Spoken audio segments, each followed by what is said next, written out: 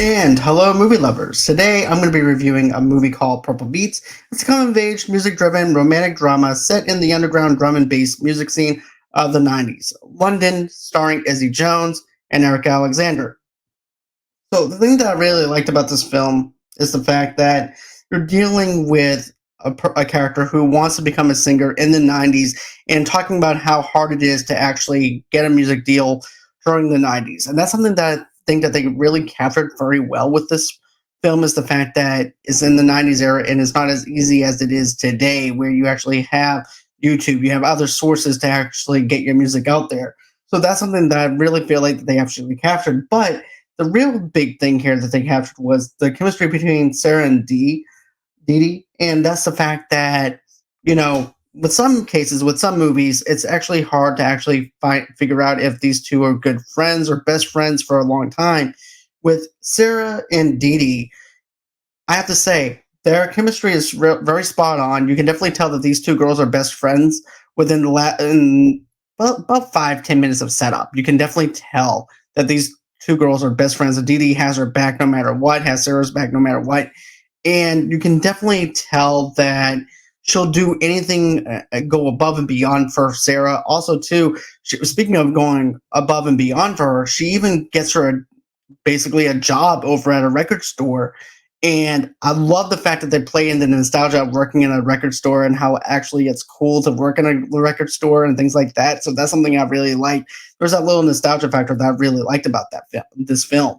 And so Dee winds up getting her a job over at the record store because she, of course, knows the manager. So she winds up doing that. Of course, Dee also believes in her, but also too is telling her basically what her father said.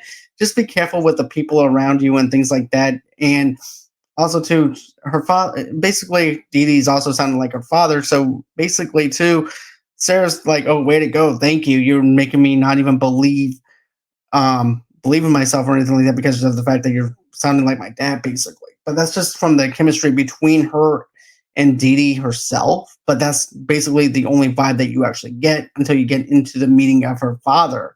And we'll get into that in a few minutes because I think the father was really touching in this movie. But Sarah is determined to get a record deal. Her dad isn't very supportive. That's like I said, that's just from the conversation back and forth between Dee and Sarah. And Dee has Sarah's back and fully supports her. She gets Sarah a job, like I mentioned, and helps pay for rent. And Dee also helps Sarah with her music career by going to a club and perform in front of people. And this is, of course, where she meets up this douchebag named Russell. And Russell thinks that he is in the business. He thinks that he's actually going to help her rise to stardom. But Russell's just a slime ball throughout this whole entire movie to the point where I was actually angry at Russell for taking advantage of Sarah in the way that he did. And I think that the actor who played Russell did a very good job of bringing that anger out into the audience in the forefront, where it's like saying, okay, this guy is a slime ball, but yet you're going to work for him and taking advantage of you whenever you have wasting your talents on this guy. And of course, he winds up forcing Sarah to take this position, take this job in this music industry. She signs a contract forcefully against her will, basically, because of what he laid up inside her head. Where it's like, oh, look at that clock over there. When that clock is still ticking, and before you know it, your time is going to be up. So he winds up getting her to sign it, but also too, he's also coming off a little too strong with her as well. He's also, can you say sexual harassment? Because of the fact that he's touching her leg, he's also doing that. Then, of course, he also invites her into this little party. And, of course, she winds up getting wasted. She winds up doing drugs because of Russell. And she's also doing these club scenes and stuff like that. And it's not really getting her record deal the way that she needs to get her record deal or anything like that. So you have that going on. Also, too, I want to also mention this as well. The love interest in this movie isn't forced as well, because in some movies, in some cases, where they're trying to do a love interest, sometimes the love interest is not strong or anything like that, and they try to force that part on into the movie. But for me, I think that actually works within this movie itself, to the point where you have this caring boyfriend who's caring for Sarah and trying to help her at the same time that Dee's trying to help her and tried to tell her, hey, look, Russell's a douchebag. You need to get out of this band. and well, not out of this band, but out of this whole entire club scene because you're so much more than that. You're worth more than this club scene. And you can definitely see where it's taken the turn for the worse for her. And you're wondering if she's going to get out of this because of the fact that she's in a dark place later on. And, I definitely like how her friends still have her back. She, of course, Dee Dee still has her back. Her boyfriend has her back. But the only person that's not doesn't have her back is, of course, Russell. So I thought that the actor did a very good job of playing Russell. And then, of course, um, then you also have another thing too, where basically you meet the father, and to me, the father is the most charismatic character that you have in this movie, aside from the boyfriend. I really think that the father is really trying to look out for Sarah and try to do what's best for her.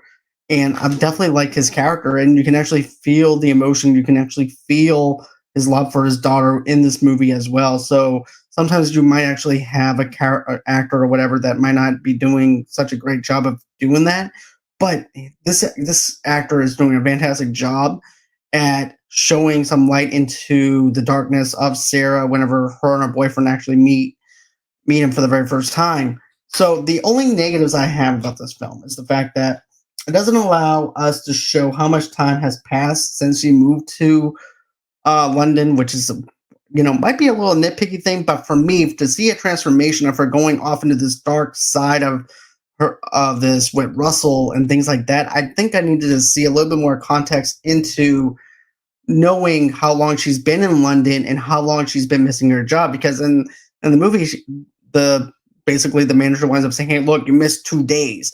So basically, for us as the audience, it feels like 1 day when really it was 2 days, and it doesn't even show us the second day at all. So I wish they would have actually spent a little bit more time of showing us how long she's been in London, how long she's been on the scene, how long she's been addicted to drugs, how long she's been under Russell's um, forefront for this time, just because of the fact that she's been doing this club scene and wasting her time with that. I wish that they would have actually brought that out a little bit more.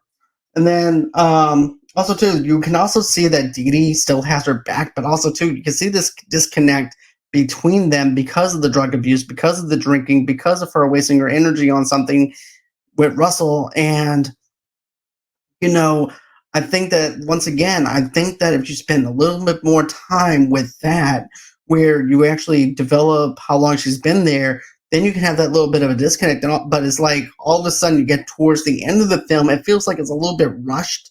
But other than that, though, I thought this film was really good. I thought the characters were realistic.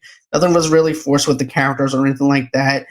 The only thing I can say that I wish that they spent more time on was showing us how long she was in London versus us just saying, "Oh, you missed 2 days of work," and then this overexposure to drugs and alcohol addiction and stuff like that.